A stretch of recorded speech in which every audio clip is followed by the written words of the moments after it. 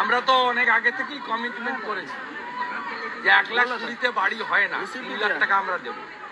আমরা তো অনেক আগেই বলেছি 1,000 টাকাতে কিছু হয় না, মোবাইল রিচার্জ করতে 350 টাকা চলে যায়। আমরা 3,000 টাকা দেবো। সবচেয়ে বড় কথা চাকরি এবং ইন্ডাস্ট্রি দেবো।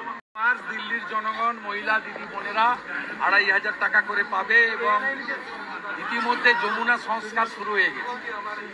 500 টাকার এলপিজি সিলিন্ডার পাবে এবং চিকিৎসার জন্য কেন্দ্রের 5 লাখ, রাজ্যের 5 লাখ, 10 লক্ষ টাকার ফ্রি ট্রিটমেন্ট দেবে।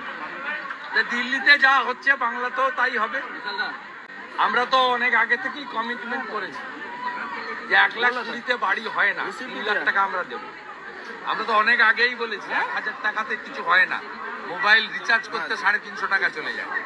আমরা 3,000 টাকা দেবো। সবচেয়ে বড় কথা চাকরি এবং ইন্ডাস্ট্রি দেবো। মমতা ব্যানার্জি উত্তরবঙ্গের উপর এত রাগ, নোটিফিকেশন বের করেছে 7ই ফেব্রুয়ারি চা বাগান বেচে দেবে। আপাতত 30%, 26-এ এলে বাকিটাও বেচে দেবে।